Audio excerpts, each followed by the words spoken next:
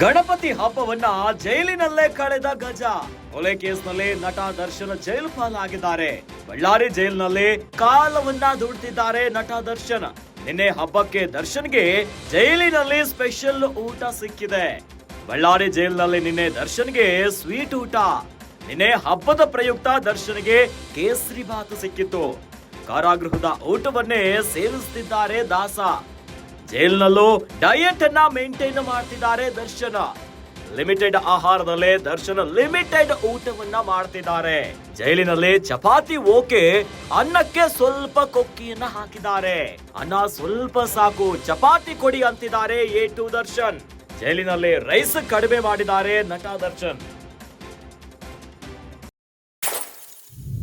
ರೇಣುಕಾಸ್ವಾಮಿಯ ಕೊಲೆ ಪ್ರಕರಣದಲ್ಲಿ ಈಗ ಜೈಲು ಪಾಲಾಗಿರುವಂತಹ ನಟ ದರ್ಶನ್. ನಿನ್ನೆ ನಾಡಿನಾದ್ಯಂತ ಗಣಪತಿ ಹಬ್ಬ, ಗಣೇಶ ಚತುರ್ಥಿಯ ಸಂಭ್ರಮ ಇತ್ತು.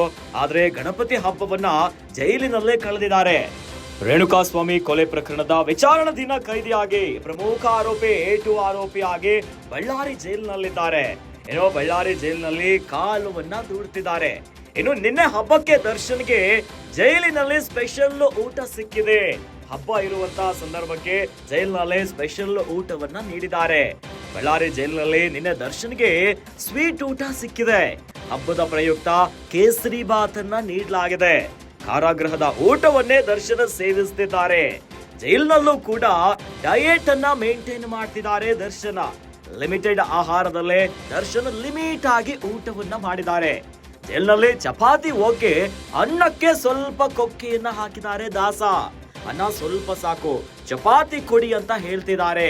ಜೈಲಿನಲ್ಲಿ ರೈಸ್ ಕಡಿಮೆ ಮಾಡಿ ಒಂದು ರೀತಿಯಾಗಿ ಡಯಟ್ ಅನ್ನ ಮೇಂಟೈನ್ ಮಾಡ್ತಿದ್ದಾರೆ ರೇಣುಕಾಸ್ವಾಮಿ ಕೊಲೆ ಪ್ರಕರಣದ ಎ2 ಆರೋಪಿ ನಟ ದರ್ಶನ್.